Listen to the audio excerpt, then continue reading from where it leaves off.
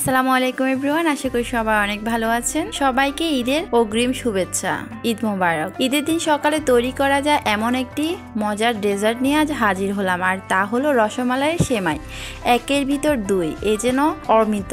যদি ঈদের দিন সকালে এই ডেজার্টটি তৈরি করেন তাহলে টেবিলের সৌন্দর্য যেমন বাড়াবে তেমনই সবাইকে অনেক তৃপ্তি দিবে আর বারবার তৈরি করতে ইচ্ছে করবে। তাহলে আর কথা না বাড়িয়ে তো চলুন শুরু করা যাক রসমালাই সেমাই। এখানে আমি 1 প্যাকেট ভার্মিসেলি সেমাই নিয়েছি। এখন সেমাইগুলোকে ছোট ছোট করে ভেঙে নিব।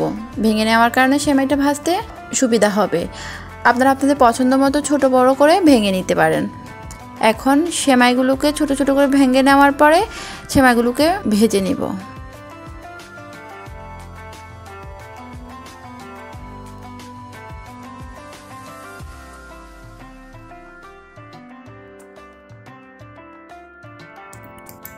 চুলায় একটি প্যানে 2 চা চামচ পরিমাণ ঘি নিয়ে নিয়েছি। আর অবশ্যই চেষ্টা করবেন ঘি দিয়ে সেমাইটা ভাজতে, এতে করে খুব সুন্দর একটা ফ্লেভার পাওয়া যাবে। আর এখানে আমি 1/2 কাপের মতো বাদাম কুচি নিয়েছি আর সাথে নিয়েছি কিশমিশ। আপনারা আপনাদের টেস্ট অনুযায়ী যে কোনো বাদাম নিয়ে নিতে পারেন। এখন বাদামগুলোকে আমি ঘিয়ের মধ্যে 2 মিনিটের মতো ভেজে নিব। ভেজে নেওয়া হয়ে গেলে এর মধ্যে দিয়ে দিব সেই ভেঙে রাখা সেমাইগুলো দিয়েও আমি আরও 3-4 মিনিটের মতো ভেজে নিব। আর সেমাইয়ের কালারটা চেঞ্জ না হওয়া পর্যন্ত সেমাইগুলোকে অল্প আছে নেড়েচেড়ে ভেজে নিব। আর অবশ্যই চেষ্টা করবেন সেমাইটা ভেজে নিতে, এতে করে খেতে ভীষণ মজার হবে।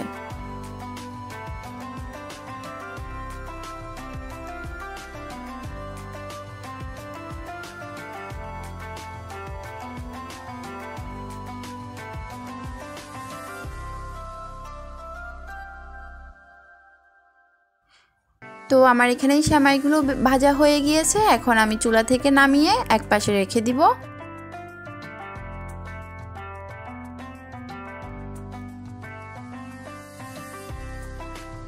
চুলায় একটা প্যান বসিয়ে নিয়েছি। এখন এর মধ্যে দিয়ে দিচ্ছি 1 লিটার পরিমাণ তরল দুধ। আর দুধটাকে আমি জাল হওয়ার জন্য বসিয়ে দিয়েছি। এর মধ্যে রসমালাইয়ের জন্য মিষ্টিগুলো বানিয়ে নিব। এখানে আমি 1 কাপ পরিমাণ নিয়েছি গুঁড়ো দুধ। আর এর মধ্যে দিয়ে দিয়েছি 1 চা চামচ পরিমাণ বেকিং পাউডার আর 1 টেবিল চামচ পরিমাণ নিয়েছি ঘি। এখন ঘিয়ের সাথে গুঁড়ো দুধের মিশ্রণটাকে খুব ভালোভাবে মেখে নিব। এখন সবগুলো উপকরণ খুব ভালোভাবে মেখে নিব।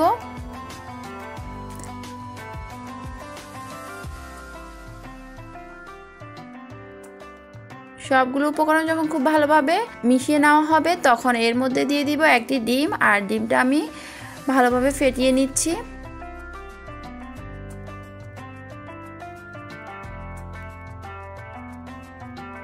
ডিমটা যদি ফ্রিজে থাকে তাহলে আধা ঘন্টা আগে নামিয়ে নেবেন, এতে করে মিষ্টিগুলো খুব ভালো হবে।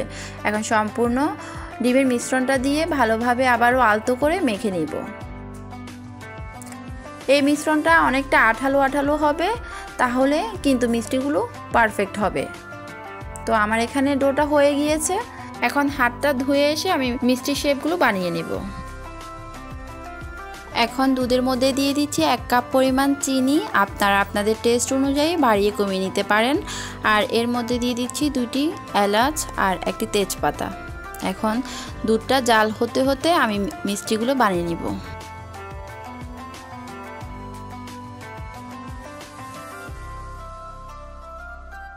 এখন মিষ্টিগুলো বানিয়ে নেওয়ার জন্য হাতে কিছুটা ঘি মেখে নিচ্ছি।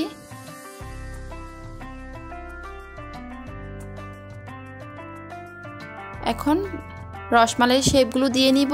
আর আপনারা আপনাদের পছন্দ মতো ছোট বড় যে কোনোভাবে বানিয়ে নিতে পারেন। আমি গোল গোল বলের মতো করে তৈরি করে নিচ্ছি। হাতের মধ্যে খুব অল্প পরিমাণ নিয়ে এভাবে হাতের মধ্যে নিয়ে গোল বলের মতো করে সবগুলো রসমালাইয়ের শেপ বানিয়ে নিব। তো আমার এখানে সবগুলো বানানো হয়ে গিয়েছে। একটা ব্লক চলে এসেছে। এখন এর মধ্যে আমি মিষ্টি শেপগুলো দিয়ে দিচ্ছি। আর মিষ্টি শেপগুলো দিয়ে চুলার আঁচ মিডিয়াম হাই হিটে রেখে রান্না করব 5 মিনিট। 5 মিনিট পর ঢাকনা তুলে নিব আর যে ছিদ্রটা রয়েছে সেটিতে একটি লং দিয়ে বন্ধ করে দিয়েছি। মাঝে মধ্যে আলতো করে এভাবে হাতল ধরে নেড়েচেড়ে দিতে হবে।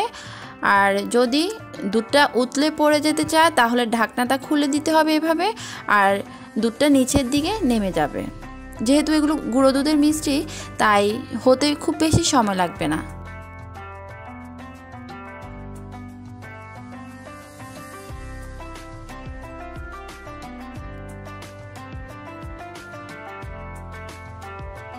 তো 5 মিনিট পর আমি ঢাকনাটা তুলে নিলাম।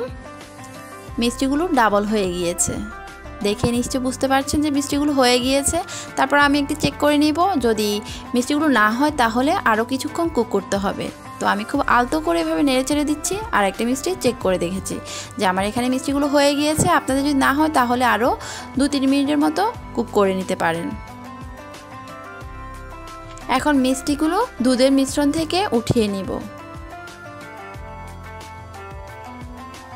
আমি আরও একটা মিষ্টি কেটে দেখাচ্ছি যে মিষ্টিটা ভিতর থেকে কতটা ভালোভাবে কুক হয়েছে।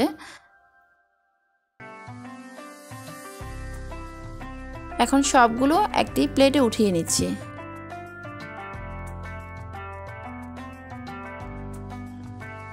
রসমালাইয়ের দুধের মিশ্রণটার মধ্যে আমি এখন যে সেমাইটা ভেজে রেখেছিলাম সেই সেমাইগুলো দিয়ে দিলাম, দিয়ে নেড়েচেড়ে রান্না করব 4 থেকে 5 মিনিটের মতো। সেমাইটা রান্না করতে খুব বেশি সময় লাগবে না, 4-5 মিনিটের মধ্যে কিন্তু সেমাইটা খুব ভালোভাবে রান্না হয়ে যাবে।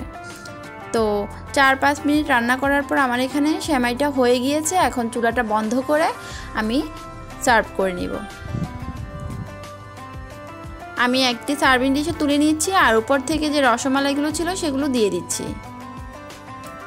আর উপর থেকে কিছুটা বাদাম ছিটিয়ে দিব, এতে করে দেখতে সুন্দর লাগবে। দেখলেন তো কত সহজে খুবই মজার আর লোভনীয় একটি ডেজার্ট তৈরি করা হয়ে গেল। ঈদের দিন অবশ্যই ট্রাই করবেন, আর ট্রাই করার পর নিজেরাই বুঝতে পারবেন যে এই ডেজার্টটা খেতে কতটা মজার। আশা করছি আপনাদের ভালো লাগবে, আর ভালো লেগে থাকলে আমাকে কমেন্টস করে জানাতে পারেন অথবা আমার ফেসবুক পেজে শেয়ার করতে পারেন, লিংক ডেসক্রিপশন বক্সে দিয়ে দিব। আজ এ পর্যন্ত, সবাই ভালো থাকুন, আল্লাহ হাফেজ।